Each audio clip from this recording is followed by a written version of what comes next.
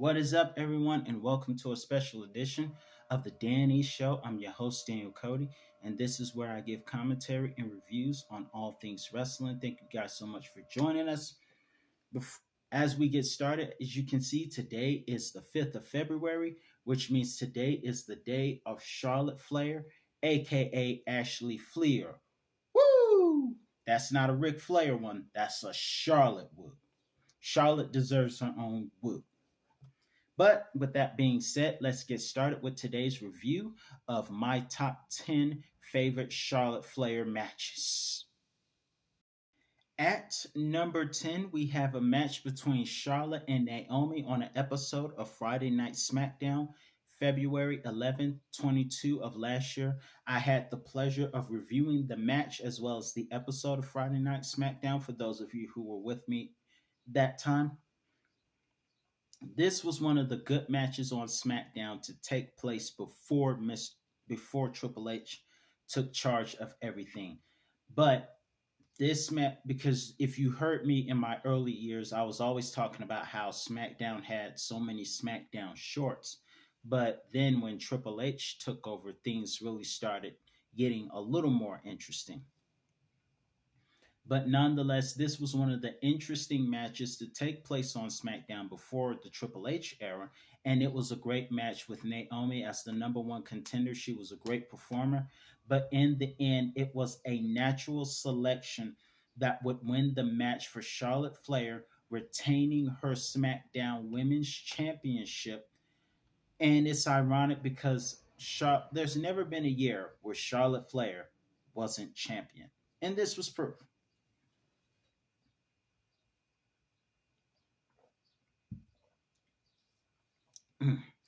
At number 9, we have Charlotte Flair versus Natalya on an episode of NXT May 29, 2014.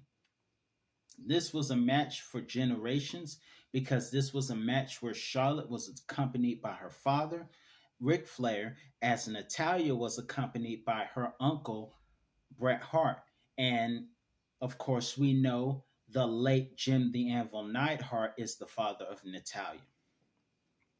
But this match was a great match on the early years of NXT. It was a match where Charlotte would have to survive a sharpshooter and steal it using as a move thief on Natalya. But it was actually a natural selection that would win the match and help Charlotte win her first NXT Women's Championship. Speaking of first, that brings me to number 8, a match between Charlotte Flair versus Nikki Bella, aka now known as Nicole Garcia, because they're Garcias now. Now, this match would also be a first for Charlotte Flair because this would be the match at Night of Champions, where she would, months after the Revolution in Atlanta, on an episode of Raw, where Sasha, Becky, and Charlotte made their debut on Raw. Months after that, Charlotte was in line to become the WWE Divas Championship winner, tapping out Nikki Bella or Nicole after Nicole had one of the longest reigning Divas Championship runs since AJ Lee.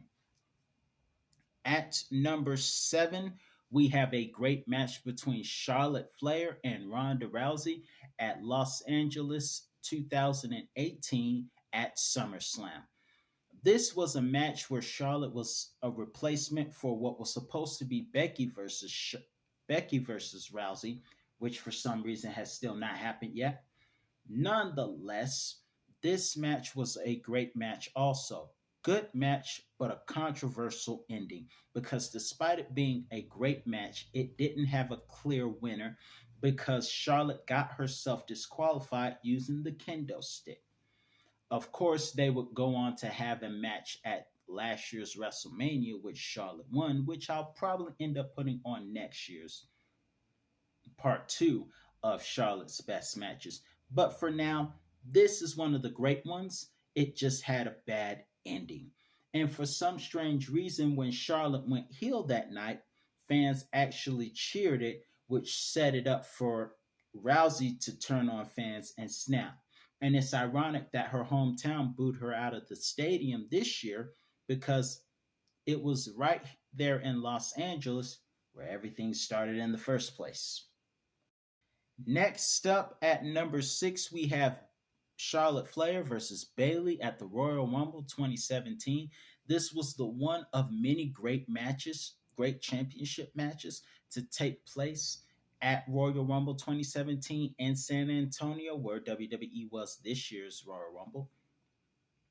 But this was also a good one. Charlotte was defending her Raw Women's Championship, and this is a match that she would have to win on her own because Dana was pushed from ringside, and it left it between Charlotte and Bayley to go at it on her own. But in the end, it was Charlotte Flair who would win an incredible match, overcoming Bayley's finisher and all, to retain her Raw Women's Championship.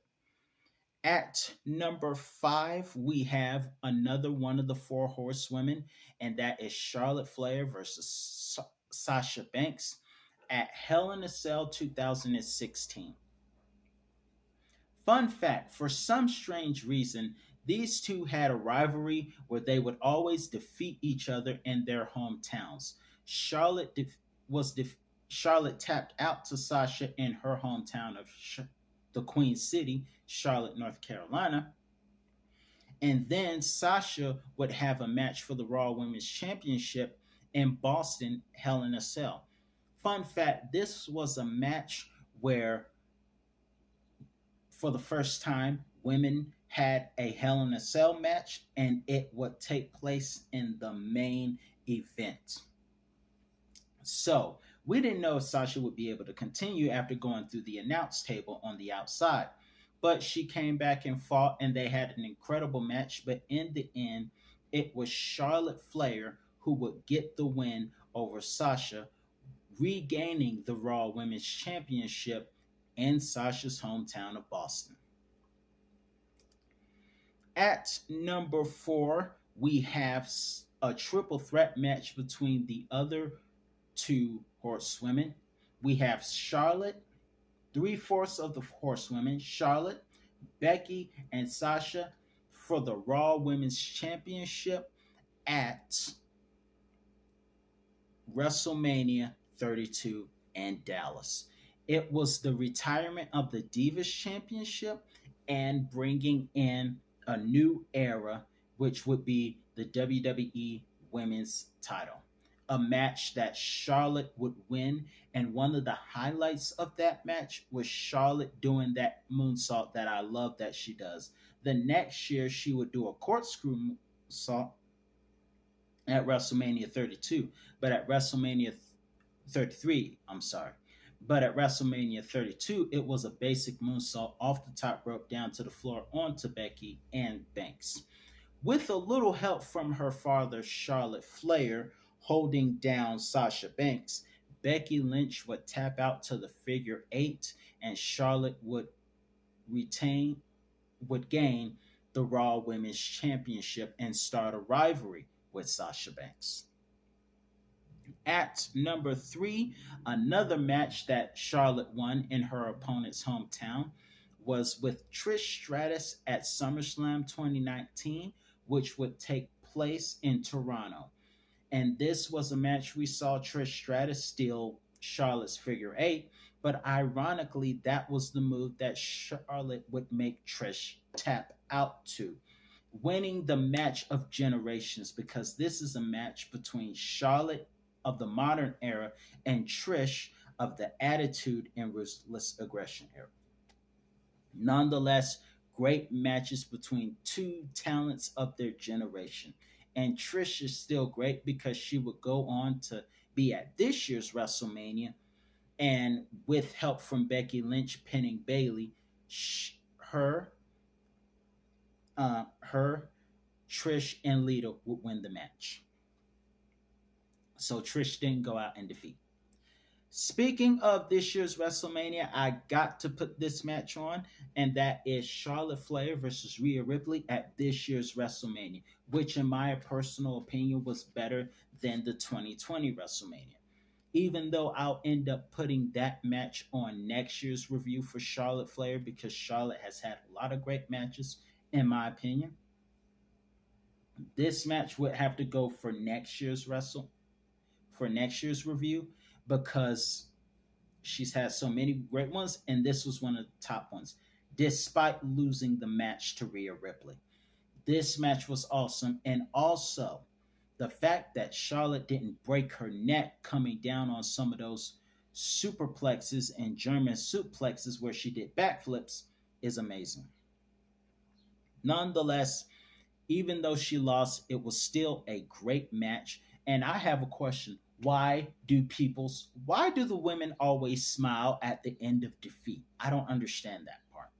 But apparently she has respect for Rhea. And this was Rhea's redemption. Nonetheless, great match at WrestleMania 39, which I had the pleasure of reviewing. If you have not seen it, be sure to check it out. But let's end it on a good note with a match that Charlotte did win. And that was a match at WrestleMania 34, where she not only won the match, but she won against Asuka. Yes, Asuka had been undefeated for 2.5 years, but at WrestleMania, after Asuka won the Royal, she chose Charlotte, which was an excellent move. And this was a great match, but Charlotte would win the match via figure eight leg lock, and on top of that, breaking her undefeated streak by submission. And after the match, Asuka acknowledged that Charlotte, the Queen, was ready for Asuka and congratulated her. So there was sportsmanship near the end. And of course, near the end of the match, the spotlight was on John Cena running up the ramp quicker than referee Charles Robinson ran down for WrestleMania 24. But it was a great match. But let me know what you thought was your all-time favorite Charlotte Flair match in the comment section below. And if you enjoyed this review, don't forget to like, comment, and subscribe. And fun fact, we are almost at 300. So thank you guys so much for that. Now, that's all the time I have for you today. And I'll be back with another review on all things wrestling. Thank you guys for watching and liking and enjoying with me. I'll be back with another review on all things wrestling. Have a great Wednesday. Woo!